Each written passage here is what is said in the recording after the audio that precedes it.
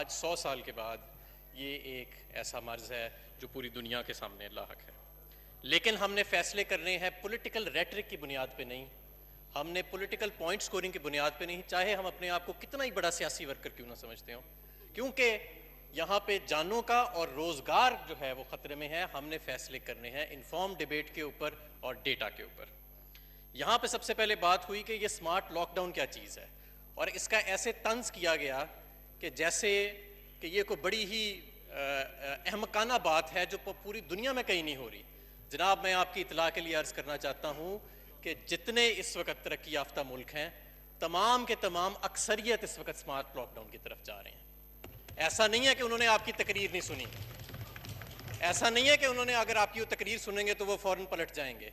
वहाँ पे फैसले रिसर्च की बुनियाद पे, डेटा की बुनियाद पे हो रहे हैं, जैसे कि हम कर रहे हैं। दूसरी बात की गई ताफ्तान की, कि ये सारा कुछ ताफ्तान से आया।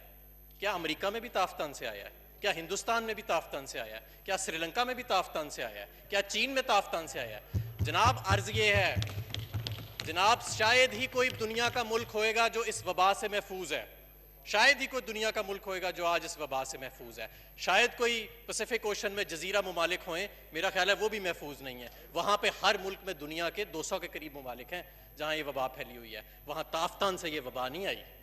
ये वबा एक जगह से निकली जिसका नाम है वुहान, चाइना के अंदर, और उसके बाद जिस मुल्क में भी गई है वहाँ पे उसने जन्म नहीं लिया, किसी ना किसी वाय से, किसी फॉरेन सोर्स से वहाँ अंदर गई है। ये कि किसी जगह एक था, किसी जगह दूसरा था, लेकिन बुनियादी तौर पे आज पूरी दुनिया इसकी लपेट में है। इसलिए इस इशू के ऊपर पॉइंट स्कोरिंग ना की जाए। यहाँ पे एक और बात हुई कि लॉकडाउन जो है उसको शायद ऐसे शो किया गया कि जैसे वो इसका वाहिद इलाज या इलाज है। जनाब, ऐसे नहीं है। लॉकडाउन इसका इलाज नहीं है। लॉकडाउन इसकी वबा के फैलने की रफ्तार को कम करता है। और कई ममालिक में यह भी देखा गया कि जब लॉकडाउन को उठाया गया तो इस वबा में दोबारा फैलाव आया। तो इसलिए इसको बतौर, जैसे जर्मनी में देख लें, सिंगापुर में देख लें, जापान में देख लें, इसलिए ये कोई मेडिकल एक्सपर्ट या कोई सोशल साइंटिस्ट ये नहीं आज कह सकता कि इतनी देर के लिए आप लॉकडाउन रखेंगे तो ये वबा ख़त्म हो जाएगी। हमारे मुल्क का मसला ये है कि यहाँ 25% से ज़्यादा लोग गुर्बत की लकीर से नीचे बैठे हैं। हमारे मुल्क का ये एक अलमिया है कि गैलप ने एक सर्वे किया पिछले महीने, तो 70 लाख ख़ानदान वो कहते हैं कि ऐसे हैं कि जिन्होंने अपने खाने पीने का जो राशन है उसको कम कर दिया क्योंकि उनके पास इस वक्त वसाइल मौजूद नहीं है। 2.5 करोड़ के करीब लोग, उन्होंने ऐसे कहा कि वो अपने दोस्तों से, अहबाब से कर्जा लेके खाने पीने की अशिया पूरी कर रहे हैं। ये मैं नहीं कह रहा, ये गैलप का सर्वे कह रहा है जो पिछले महीने आया था। पिछले महीने से जाहिर है कि अब 2-3 हफ्ते गुजर चुके हैं इस सर्वे को, तो सूरत हाल मजीद खराब हुई होगी। जनाब स्पीकर, यहाँ पे हस्पतालों पे भी बात हुई, मैं बहुत ज़्यादा उस पर नहीं जाना चाहता, लेकिन अगर कोई बुलंदोबाल दावा किया जाए तो अपना होमवर्क मुकम्मल करना चाहिए।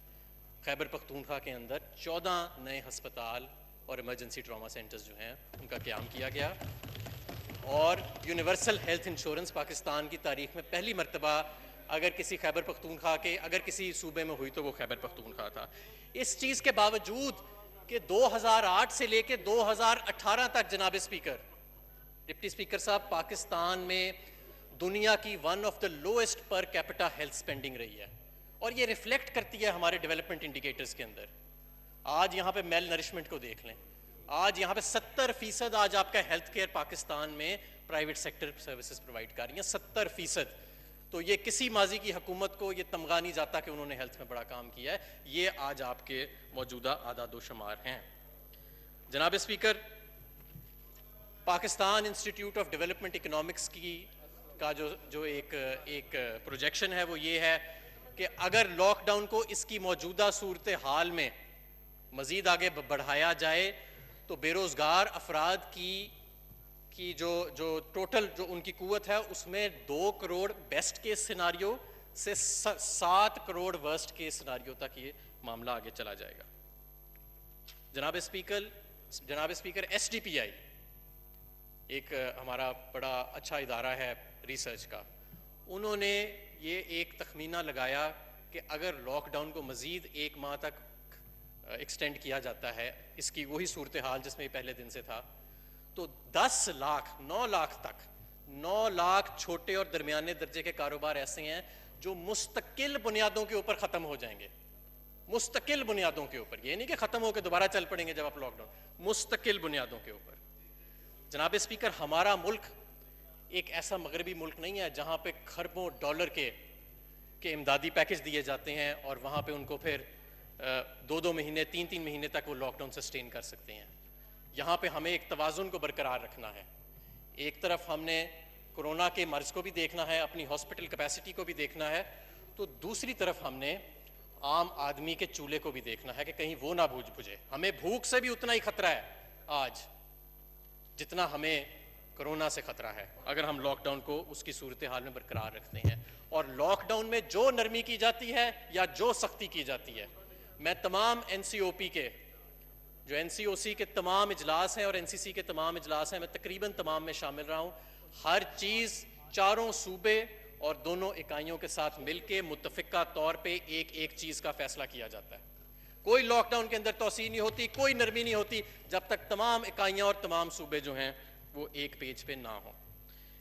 जनाब स्पीकर, हुकूमत पाकिस्तान ने 1200 अरब का एक इकोनॉमिक स्टिमुलस पैकेज जो है, एक इमदादी पैकेज हमने अनाउंस किया और इसके अंदर एहसास प्रोग्राम के ज़रिए 1 करोड़ 20 लाख ख़ानदानों को इमदाद दी जा रही है। इसमें 40 लाख सिर्फ वो हैं जो पहले से डेटाबेस में मौजूद थे और बाकी तमाम जो हैं वो नए लोग हैं। जनाब स्पीकर, PM ने कोरोना रिलीफ फंड अनाउंस किया और उसको मर्ज किया गया पाकिस्तान के जो मजदूर एहसास प्रोग्राम था और इसके तहत हमने 75 अरब रुपए मुख्तस किए हैं। वज़ीर आज़म की जो फंड रेजिंग है वो इसके साथ अलहदा ज्वाइन हो रही है और हम ये जो 1 करोड़ 20 लाख लोग थे, इनके अलावा हम 40 से 60 लाख लोग जो बेरोज़गार हुए हैं कोरोना की लॉकडाउन की बंदिशों की वजह से, उनको हम बराह रास्त फ़ायदा पहुँचाएँगे और इमदाद पहुँचाएँगे 12,000 रुपये की। जनाब स्पीकर, हमने एक छोटा कारोबार इमदादी स्कीम का अनाउंस किया और पहली मरतबा पाकिस्तान की तारीख में छोटे और दरमियाने दर्जे के कारोबारों के लिए इतनी वसी और इतनी मौसर स्कीम सामने आई। 35 लाख छोटे कारोबार जिसमें 5 किलोवाट के कमर्शियल कनेक्शन और 70 सब्सिडी रमज़ान पैकेज की अलहदा मुख्तस की और आज यूटिलिटी स्टोर्स कॉरपोरेशन में पिछले रमज़ान की बनिस्बत 10 गुना ज़्यादा मटीरियल सेल करने के आज स्टॉक्स मौजूद हैं और 8 से 9 गुना सेल ऑलरेडी जो पहले 15 दिन गुजर चुके हैं रमज़ान के, उनके अंदर हो भी चुकी है। जनाब स्पीकर, इसके अलावा वजारत ख़जाना ने और स्टेट बैंक ऑफ पाकिस्तान ने बड़ी मौसर स्कीम्स जो हैं वो अनाउंस की। सबसे पहले छोटे और दरमियाने दर्जे के कारोबार के लिए 40% हुकूमत पाकिस्तान ने गारंटी दी कि अगर कोई कमर्शियल बैंक उनको लेंड करता है और उसको नुकसान हो जाता है उसके प्रिंसिपल पे, तो 40% हुकूमत पूरा करेगी। 30 अरब रुपए इसके लिए मुख्तस किए गए। फिर स्टेट बैंक ऑफ पाकिस्तान की रीफाइनेंस स्कीम आई कि जहाँ पे जो इदारे बंद पड़े हैं वो अपने मज़दूरों को सैलरीज और वेजेस यानी कि उनकी तनख्वाहें जो हैं वो मुसलसल देते रहें और ये इसका जो शरह सूद रखी गई वो 3% के करीब रखी गई। जनाब स्पीकर, इस स्कीम के लिए तकरीबन 100 अरब रुपए की एप्लीकेशंस मौसूल हुई जिसमें से 50% के करीब एप्लीकेशंस को मंजूर करके प्रोसेस कर भी दिया गया है। इसके अलावा स्टेट बैंक की प्रिंसिपल डिफरल की जो स्कीम है, यानी कि जो जिन कारोबारों ने प्रिंसिपल लिया हुआ था, कर्जा लिया हुआ था, उसकी डिफरल के लिए छोटे जो हमारे कंज्यूमर्स हैं बिजली के 300 यूनिट से जो कम कंज्यूम करते हैं, 3 महीने के लिए उनका बिजली का बिल जो है उसको मौखर कर दिया गया। इसके अलावा जनाब स्पीकर, 100 अरब रुपए के पुराने सेल्स टैक्स के एरियर्स FBR में पड़े हुए थे जो नॉन एक्सपोर्टर्स के थे, एक्सपोर्टर्स से जिनका ताल्लुक नहीं था, उनको, जिसके अंदर एक्सपोर्टर्स के रिफंड्स भी शामिल थे, ड्यूटी ड्रॉबैक्स भी शामिल था और DLTL भी 10-10 साल पुराने, उन सब को जनाब स्पीकर मौजूदा हुकूमत ने, पुरानी हुकूमतों के वाजिबात को मौजूदा हुकूमत ने क्लियर किया। जनाब स्पीकर, डीजल की कीमतों के अंदर कमी लाई गई, 42 रुपए के करीब डीजल की कीमत और तकरीबन 27 से 30 रुपए के करीब पेट्रोल की कीमत के अंदर कमी लाई गई और इस वक्त बड़े सगीर के अंदर जो डीजल और पेट्रोल है वो पाकिस्तान में सबसे कम है। जनाब स्पीकर, हमारा मुल्क जिस वबा से गुजर रहा है, मैं समझता हूँ कि वक्त का तकाजा समझते हुए फौरी तौर के ऊपर NCOC को जो कॉन्स्टिट्यूट किया वज़ीर आज़म ने, चारों सूबों को और दोनों इकाइयों को ऑन बोर्ड लिया गया और फौरी तौर पे फैसला साजी की गई उससे पूरे पाकिस्तान में किसी जगह पे आपके असेंशियल फूड आइटम्स के यानी ज़रूरी अशिया के रोज़मर्रा की जो अशिया हैं उसमें किसी जगह में कमी नहीं आई। पीपीईज़ की बात हुई कि जी पीपीईज़ यानी कि जो पर्सनल प्रोटेक्शन इक्विपमेंट है वो सप्लाई नहीं की जा रही। जनाब स्पीकर, मैं आपको ये भी बता दूं कि इस वक्त जो पीपीईज़ के नंबर सप्लाई किए गए हैं वो एनडीएमए की वेबसाइट के ऊपर मौजूद हैं, सब जाके देख सकते हैं। और क्योंकि हमें बीच में ये महसूस हो रहा था कि सूबों तक तो ये पीपीईज़ पहुंच रहे हैं लेकिन आगे हस्पतालों तक नहीं दिए जा रहे, तो वफाकी हुकूमत ने बराह रास्त हस्पतालों को तमाम सूबों में और दोनों इकाइयों में पीपीईज़ की फराहमी को शुरू कर दिया। जनाब स्पीकर, ये जो वबा है हमने इसके साथ एक हिकमत के साथ आगे लड़ना है। हमने ना मायूसी फैलानी है इस मुल्क में, और जो मायूसी फैला रहे हैं इंशाअल्लाह ताला वो खुद मायूस होंगे।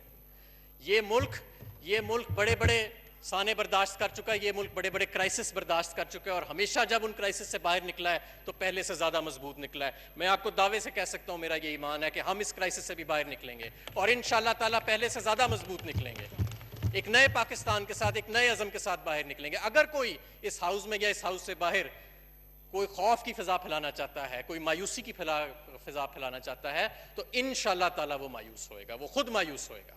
हुकूमत पाकिस्तान ने ये जो इकदामात उठाए, जिनकी मैंने आपके सामने सिर्फ चंद तफसील बयान की हैं जो मेरे शोबे से ताल्लुक़ रखती हैं, जो एनडीएमए ने काम किया है, जो वजारत सेहत ने काम किया है, इसके बावजूद कि सेहत जो है वो एक डिवॉल्व सब्जेक्ट है, इसके बावजूद वफाक ने अपनी जिम्मेदारियों से पीछे नहीं हटे। इसकी तारीख नहीं मिलती। हिंदुस्तान में देखें क्या मिसमैनेजमेंट हो रही है, हिंदुस्तान में ज़रा जाके देखें कि इदारिये किस तरह लिखे जा रहे हैं हिंदुस्तान में, कि किस तरह का केओस वहाँ के ऊपर लगाया गया, क्योंकि हुकूमत ने वहाँ हिकमत से काम नहीं लिया। कभी पूरा एकदम इकट्ठे बंद कर दिया, लाखों लोग सड़कों पर निकल आए, कभी कुछ किया, कभी रिवर्सल किया, कभी कुछ किया। लेकिन हमने डेटा की बुनियाद के ऊपर हम जो फैसले कर रहे हैं, और मैं समझता हूं कि उसका एक अच्छा असर जो है वो इंशाअल्लाह ताला पाकिस्तान में आएगा। ये वबा जो है ये बढ़ रही है और ये बढ़ेगी आने वाले दिनों में भी, लॉकडाउन के बावजूद भी बढ़ेगी। लेकिन हम अगर अपने गरीब लोगों के रोज़गार को सामने मद्देनज़र रखेंगे, अगर हम हिकमत से फैसले करेंगे, अगर हम खौफ की बुनियाद पे या मायूसी फैलाने की बुनियाद पे या पॉलिटिकल रेटरिक की बुनियाद पे फैसले नहीं करेंगे, तो इंशाअल्लाह ताला हम इस वबा से भी बाहर निकलेंगे, और इंशाअल्लाह ताला पाकिस्तान जो है वो जिस तरह पहले मुख्तलिफ क्राइसिस से बाहर निकला है, इस क्राइसिस से भी हम इंशाअल्लाह ताला अच्छे तरीके से बाहर निकलेंगे। बहुत जी जनाब बिलावल भुट्टो जरदारी साहब।